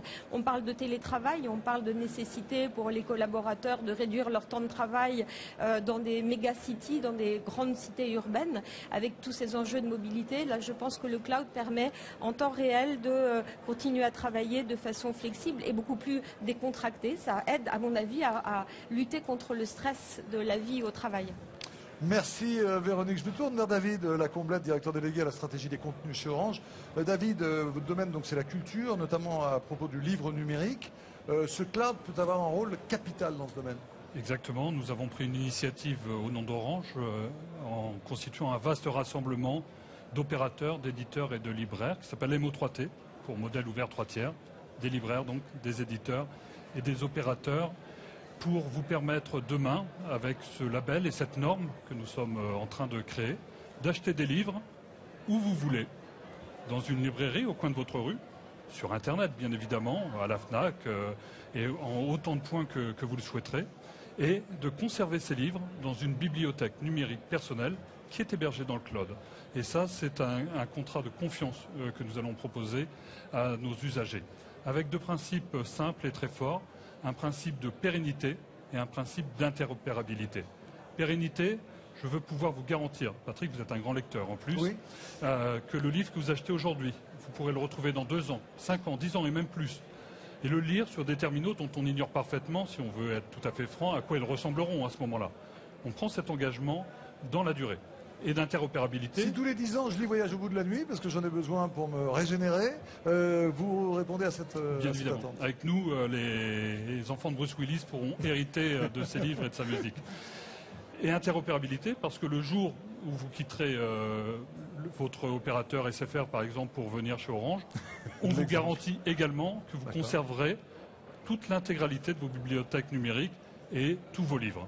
Donc c'est ce consortium que nous avons créé, qui a vu le jour cet été, avec SFR, Orange, avec des libraires, 600 libraires indépendants réunis au sein du syndicat de la librairie indépendante, mais aussi des libraires physiques, La Procure, Lamartine à Paris, Dialogue à Brest, et des éditeurs regroupés au sein d'Eden, Editis, je pense à La Martinière, je pense à Gallimard, Flammarion, j'en passe les meilleurs. Tout le monde a compris que ça se passait là. Tout le monde a compris qu'on devait avoir une offre d'abondance, pour employer le mot favori de Paul François, afin d'offrir la plus vaste bibliothèque, une sorte de bibliothèque d'Alexandrie sur Internet. Alors, Paul François, justement, il y a un mot qui est moins poétique que ceux qu'on a prononcés jusqu'à maintenant, c'est le mot sécurité. Parce que lorsque je mets mes données dans ce nuage, eh bien, je veux de la sécurité. Il y a des interrogations majeures des utilisateurs. Comment y répondez-vous ? Alors d'abord, effectivement, la sécurité, c'est un enjeu majeur. J'allais dire pour un opérateur, c'est même au cœur de ses problématiques au quotidien. D'abord, il faut rester humble face à la sécurité, mais c'est vrai que pour nous, c'est un des investissements forts que l'on veut faire. Je crois que ce qu'a dit Stéphane tout à l'heure, c'est que, en particulier, quand on regarde une des nouvelles révolutions du cloud, qui est aussi le sans contact, qui va créer toutes ces données bancaires, on s'engage très fortement avec la carte SIM sur des aspects de sécurisation. Le fait de tenir, entre guillemets, d'avoir l'infrastructure, qui est la fibre optique, qui sont ces box, c'est des endroits de gestion de la sécurité des données pour vérifier que ces données, elles restent dans un environnement qui est fermé. Donc voilà, l'engagement d'Orange, c'est vraiment celui-là, c'est des investissements, c'est lié à notre métier.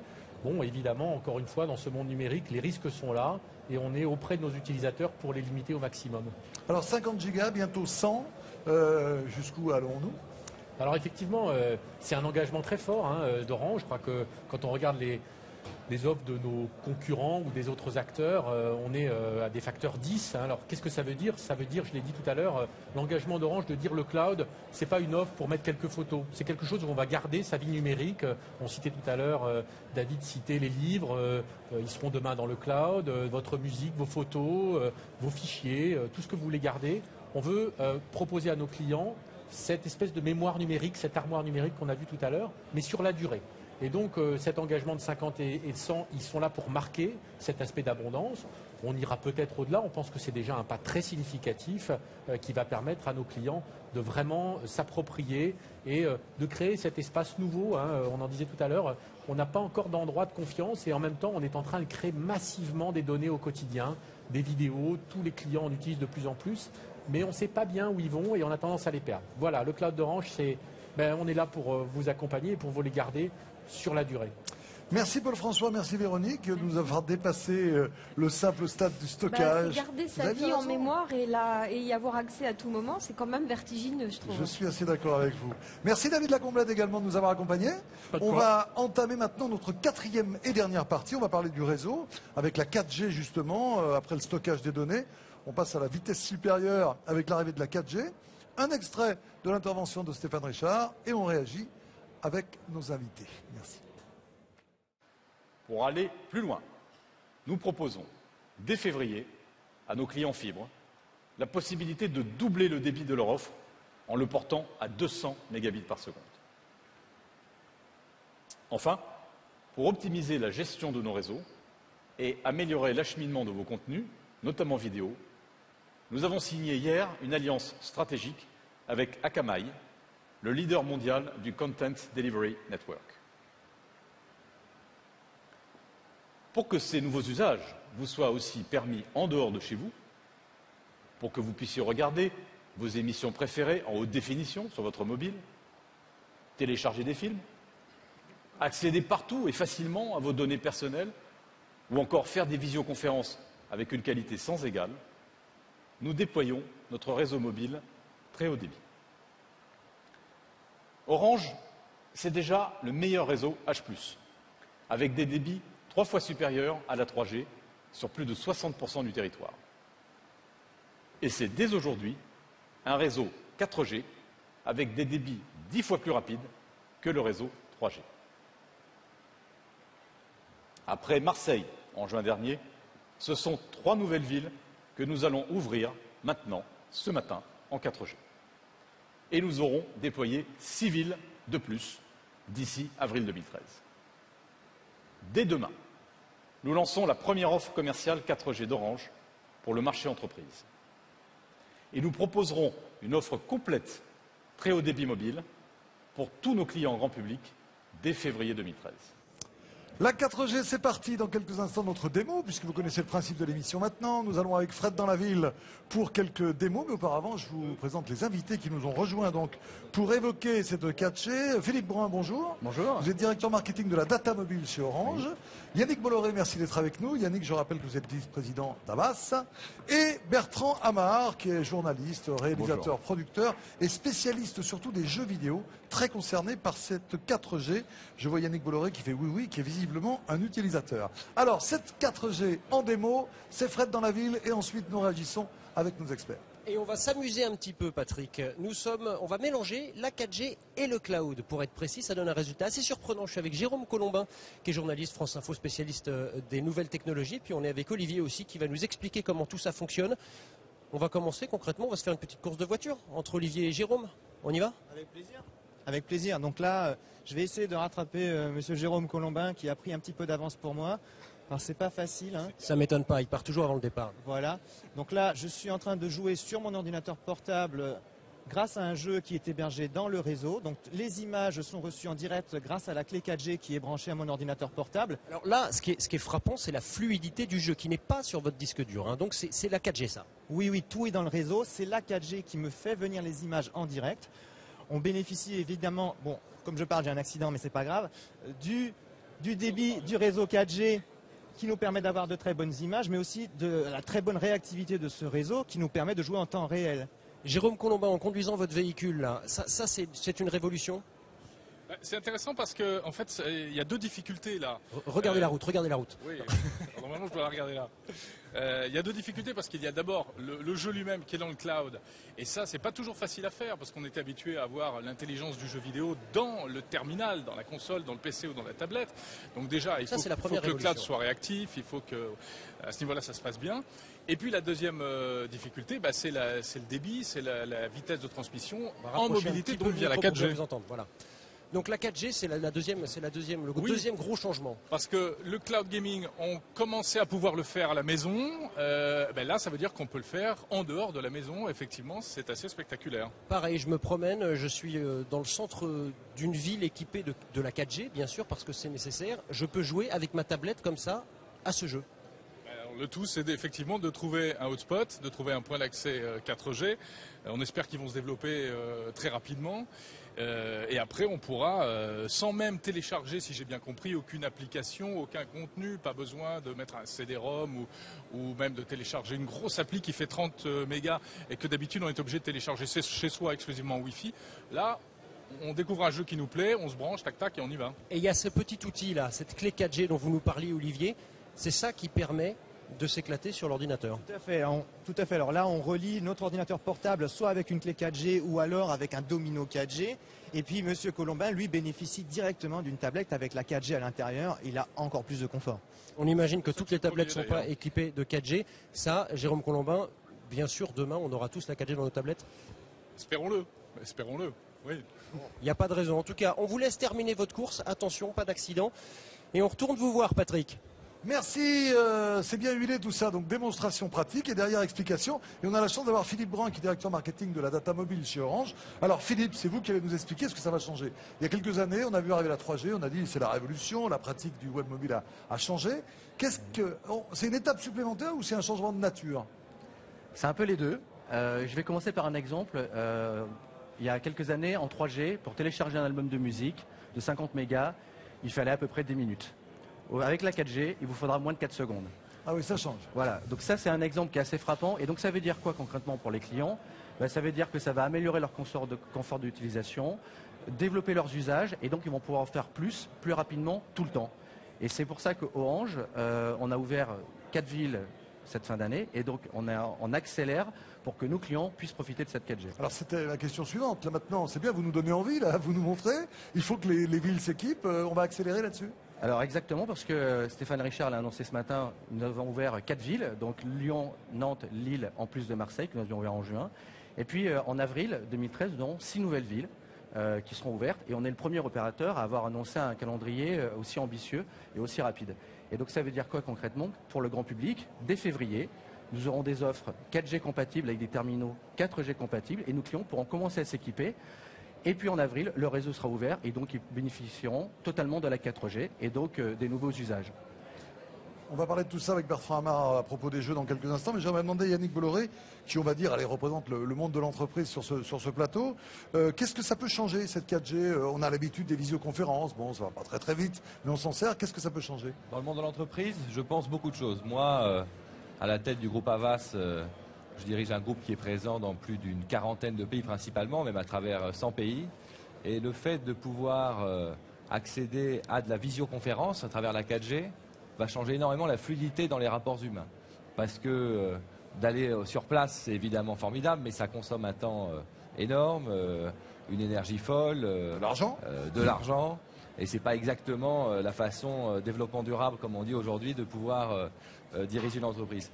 Le fait de faire juste une conférence téléphonique sans la visio, finalement, surtout avec les différences de langage, on perd un petit peu ce qu'on peut ressentir dans une réunion sur un plateau, le body language, toutes sortes de choses qu'on appelle aujourd'hui le tacit knowledge, c'est-à-dire le fait de voir les choses de ses propres yeux.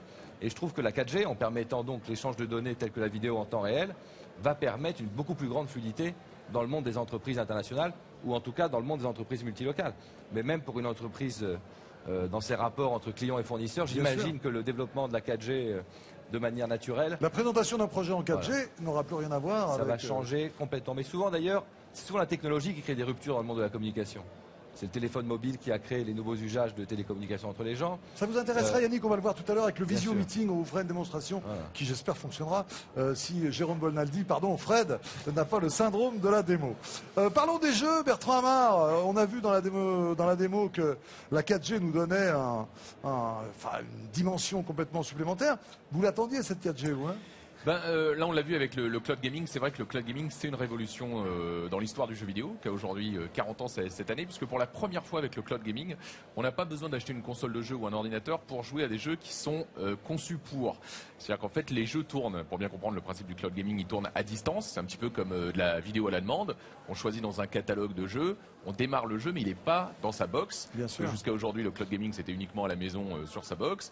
Le jeu tourne à distance et donc il faut une connexion rapide pour que l'image arrive. C'est évidemment que quand je tourne à droite avec la voiture, il ne faut pas qu'elle tourne à droite 2 secondes plus tard. Donc il faut du débit. Et c'est vrai que jusqu'à aujourd'hui, le cloud gaming n'était possible qu'à la maison, qu'avec des box internet et des liaisons ADSL ou fibre.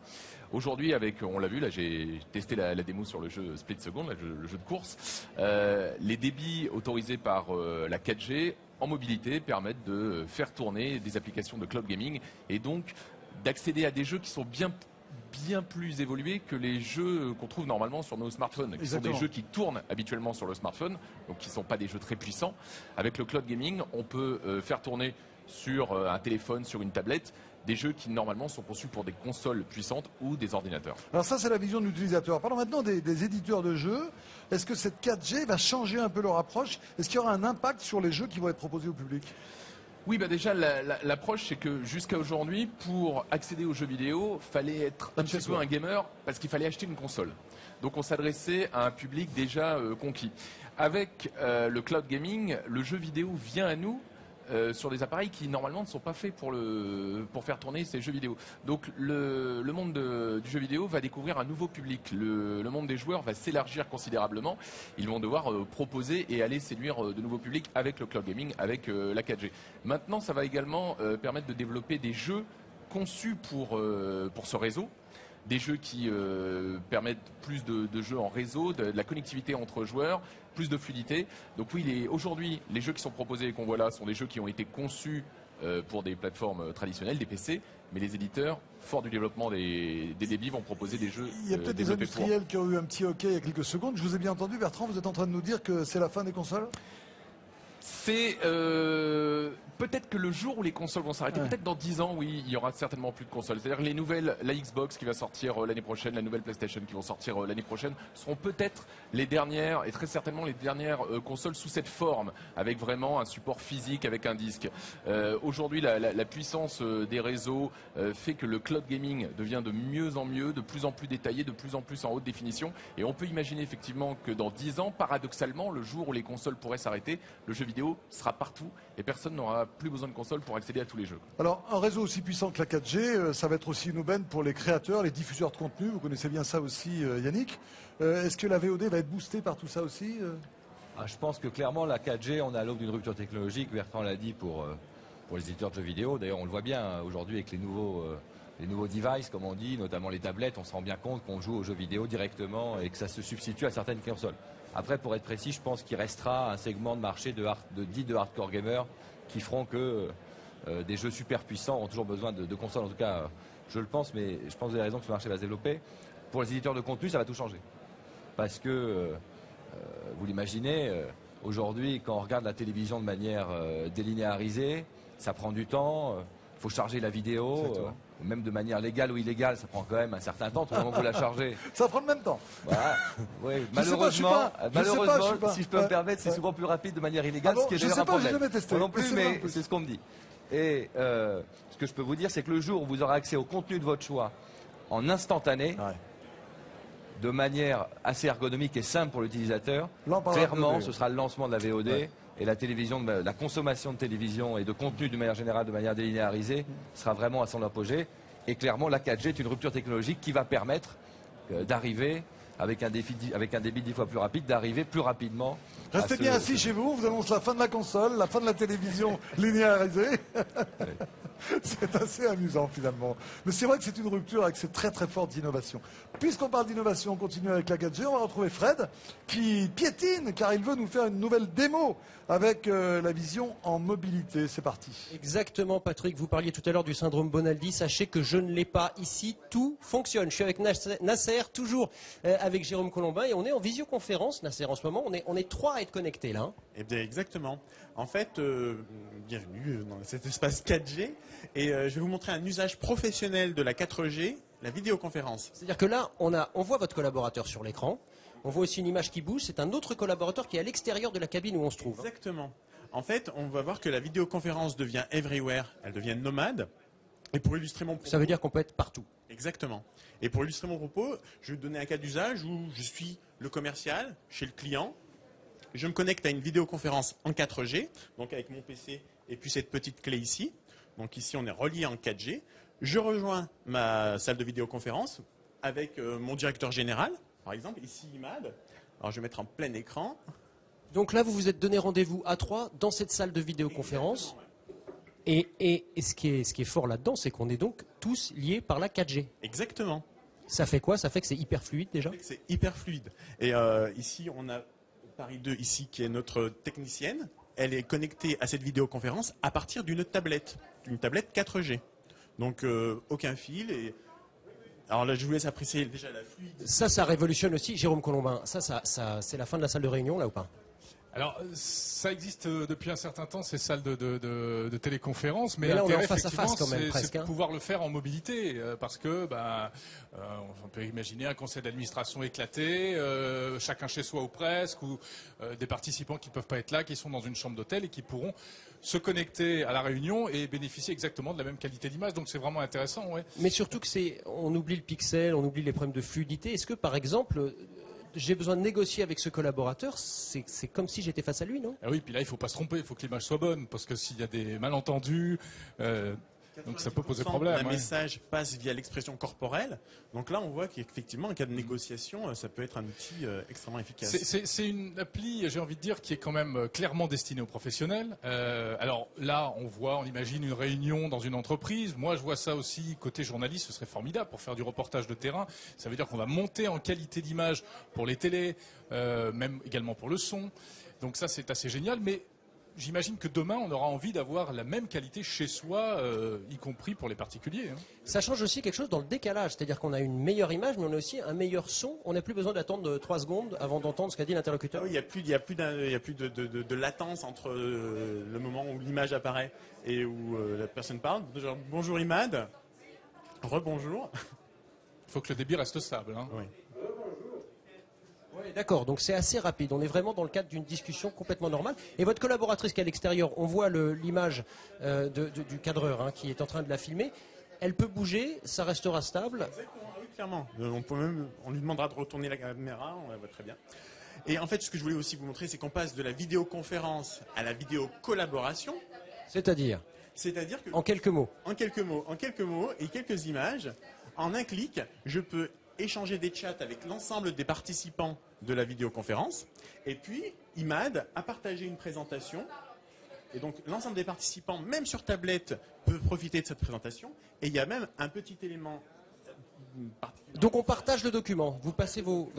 Et je peux même revenir sur un des slides que Imad a présenté, même si ce n'est plus le slide qui est partagé en temps réel. Donc, on a réinventé la réunion, Patrick. Surtout revenir sur le document précédent pendant que la conférence se poursuit. Alors on s'est dit que ça allait avoir aussi un impact sur les médias, puisque si on a un smartphone qui peut filmer en 4G, on va pouvoir faire des choses exceptionnelles. Un envoyé spécial va partir avec son téléphone. Et puis on se disait aussi que pour les réunions de travail, il fallait simplement avoir un petit talent de réalisateur et pas se mettre face à la plage quand on n'est pas dans son bureau. Alors, Philippe Brun, tout ça, ça fait rêver. Tout ça, c'est une avancée technologique importante, comme l'a dit Stéphane Richard tout à l'heure. Mais il y a un coût. Parlez-moi un peu du pari économique d'Orange à propos de cette 4G. Alors d'abord, il faut savoir qu'Orange investit à peu près 2,6 milliards d'euros par an sur ses réseaux à la fois fixes et mobiles. Et puis sur la licence de la 4G, nous avons investi 1,2 milliard d'euros de la licence.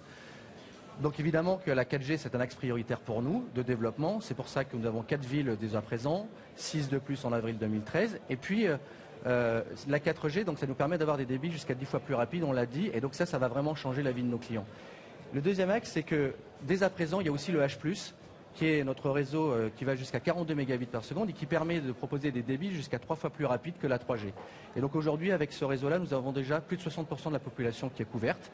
Et donc ça, c'est un investissement très lourd dans les réseaux et tout ça au service de nos clients. Donc nous considérons aujourd'hui que ces paris, ces investissements, ça va changer la vie de nos clients et c'est pour ça que nous les faisons. Changer la vie, justement, Yannick. Lorsqu'on a des innovations technologiques, souvent on est dans le dur.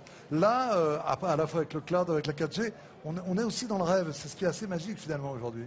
Bah oui, vous l'avez dit, parce que ce cloud computing, déjà le nom cloud fait rêver, parce que ça veut dire nuage, c'est dans le ciel, on ne sait pas bien comment ça se passe. Quand on prend une photo avec son smartphone, elle est transférée sur sa tablette, sur ordinateur, on peut voir ses enfants en vidéoconférence avec la 4G de manière instantanée, en haute définition, on peut partager des réunions, je veux dire, tout est possible. Le monde, j'ai envie de vous dire, est à portée de main, et c'est une rupture technologique en augmentant les débits qui va continuer et favoriser le rapprochement entre les hommes, ce qui est finalement le but ultime de tous ces réseaux de communication, c'est de faire en sorte que les humains puissent se communier, interagir entre eux de manière simple et aisée. Augmenter les débits, stocker, c'est des mots qui sont très techniques. Bertrand Mar, vous qui êtes un spécialiste des nouvelles technologies depuis des années et des années, est-ce que ça a toujours été comme ça ou est-ce qu'aujourd'hui on est vraiment dans une ère où on le disait, on est en train de se balader à Rio, on est avec son smartphone, on va filmer Copacabana, ou on est dans une réunion hyper importante, on a un document, on va le partager, tout change. Paradoxalement, c'est de moins en moins technique. Oui. C'est-à-dire qu'au début d'Internet, c'est vrai que pour configurer son petit modem 33.6, c'était compliqué, on galérait, il fallait mettre les fils sur la prise. Aujourd'hui, on s'intéresse plus aux usages. On maudissait les ingénieurs à l'époque. Ouais. Aujourd'hui, on les aime. On n'a même plus besoin de savoir qu'est-ce qu'il y a derrière ces usages. On lance une application et ça fonctionne. Le cloud, voilà, j'ai téléchargé tout à l'heure l'application, boum, j'ai rentré mon numéro de téléphone, le mot de passe, ça y est, c'est parti. Donc c'est quand même. Les mots ont disparu d'ailleurs. Ouais, il n'y a plus de mode C'est d'emploi. très révélateur. Et dans les jeux vidéo, c'est pareil, il n'y a plus de mode d'emploi, tout est rendu beaucoup plus simple, beaucoup plus accessible, et finalement la technique importe peu. Ce qui compte, c'est ce qu'on en fait, c'est les usages. Alors, il y a des petits documents très pédagogiques qui ont été faits par Orange avec Havas. J'en ai proposé un tout à l'heure à propos du cloud. Je ne résiste pas au plaisir de vous présenter celui-là sur la 4G. Ça dit beaucoup de choses. Je le dis vraiment, il faudrait presque envoyer à tous les clients Orange ces petites démos parce qu'elles disent vraiment bien les choses. Jugez vous-même.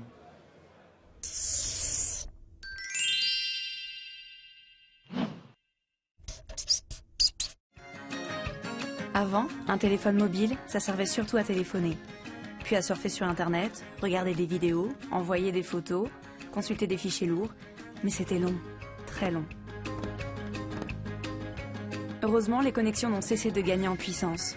2G, Edge, 3G, 3G+, H+, jusqu'à offrir aujourd'hui une vitesse de transmission équivalente à celle du haut débit à la maison. C'est la 4G. Le réseau mobile le plus rapide pour communiquer, partager, surfer plus vite. Grâce à la vitesse de la 4G, maintenant, je peux regarder la télé en haute définition dans le bus, partager mes fichiers où que je sois, ou même jouer en réseau à la plage. Grâce à la puissance de la 4G, je peux aussi partager avec mes proches mon réseau et connecter tous mes appareils, tout en gardant un maximum de confort d'utilisation pour chacun. La 4G, c'est bénéficier d'un débit optimal, un peu comme si j'étais partout à la maison. Voilà, document signé Havas Productions. J'aimerais terminer avec un document. Nous sommes en 1969. Vous savez, il y a des visionnaires dans ce métier. On en rencontre tous les jours. Vous êtes sans doute quelques-uns de ces visionnaires autour de cette table. Nous sommes, je l'ai bien dit, notez bien, le 12 novembre 1969. Il y a donc 43 ans. Il y a un monsieur qui s'appelle Jean Darcy, qui est devenu un grand monsieur de la télévision, qui est à l'époque directeur des moyens audiovisuels de l'ONU. Nous sommes en 69. Écoutez ce qu'il nous raconte. Le câble qui vous apporte 40 possibilités de choix à domicile est, je crois, la révolution de l'avenir. La manière dont on peut s'en servir est, au fond, de mettre à la disposition des individus la possibilité de choisir eux-mêmes les images et les sons qu'ils désirent recevoir, non seulement pour leur distraction, non seulement pour leur éducation, mais encore pour tous les actes pratiques de la vie. C'est déjà un fait, la télévision peut apporter l'enseignement programmé à domicile.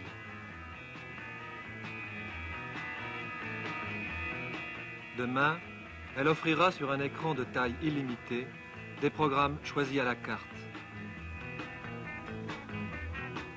Même seul chez soi, on pourra préférer les jeux de société aux jeux de patience, en prenant comme partenaire soit un ami lointain, soit un ordinateur. La télévision sera le super catalogue des ventes par correspondance. Mieux encore, le simple geste d'un doigt sur un bouton fera connaître le choix de la cliente et tiendra lieu de commande. Journaux, lettres, télégrammes, contraventions apparaîtront ainsi sans retard. La télévision aussi implique une certaine passivité. Tout ce que vous voyez au contraire arriver par le canal de ce câble implique une participation active de chacun. Au fond, on ne trouve pas de mots. Audiovisuel, matériel audiovisuel ne marche pas. J'attends que des professionnels de la langue trouvent un mot. Mais à mon avis, c'est ce mot nouveau qui définira très bien les possibilités extraordinaires de circulation des images et des sons. Jean Darcy, 1969, on appelle ça un visionnaire. Stéphane Richard nous a rejoint, merci d'être avec nous. Je vais juste résumer ce qu'on s'est dit depuis 1h30. On s'est dit que finalement, les innovations étaient parfois techniques. On arrivait à se perdre dans les modes d'emploi, on n'aimait pas trop les ingénieurs. Et puis aujourd'hui, on s'aperçoit que toutes ces innovations que vous nous avez annoncées tout à l'heure, elles nous font aimer la vie pratiquement, car elles nous l'améliorent. Et puis, il n'y a plus de mode d'emploi, disait Yannick Bolloré. Et on se met à aimer les ingénieurs parce qu'ils changent notre vie et parce qu'ils ouvrent des portes avec ce cloud, avec cette 4G. Merci de nous avoir annoncé tout ça ce matin. J'étais très heureux de montrer ces innovations, de mettre la lumière un peu sur le travail de milliers d'hommes et de femmes aussi du groupe. Parce que nous, au fond, on est une entreprise de technologie. Notre activité ces dernières années a peut-être été davantage vue comme moins riche en technologie, parce qu'il y en a d'autres aussi qui ont su habilement, je dirais, prendre cette place dans l'esprit des gens.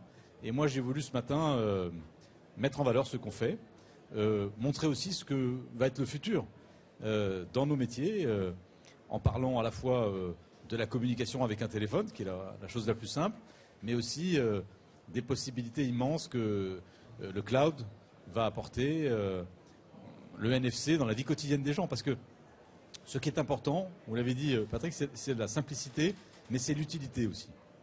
Parce que la technologie, c'est génial, à condition que ça apporte aussi un mieux-être dans la vie des gens. Et je pense que le numérique aujourd'hui, c'est vraiment peut-être un des rares vrais thèmes de progrès pour l'humanité qui peut apporter un mieux-être à tout un tas de gens, une personne âgée isolée, un jeune qui a des difficultés de communication, une famille avec beaucoup d'enfants, d'adolescents à l'intérieur. Donc voilà, le numérique et la technologie, ça n'est jamais aussi beau que quand ça apporte effectivement quelque chose d'humain finalement.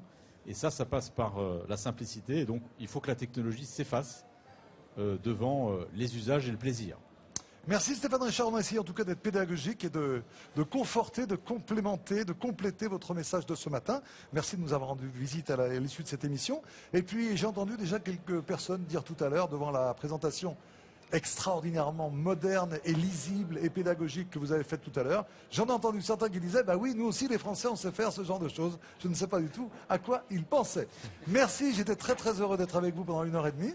Et puis, bien, l'innovation continue sur Orange. Nous, on vous remercie, on vous dira à bientôt. Merci à Dailymotion d'ailleurs, qui nous a permis de vous rendre visite. À bientôt, merci. Merci beaucoup.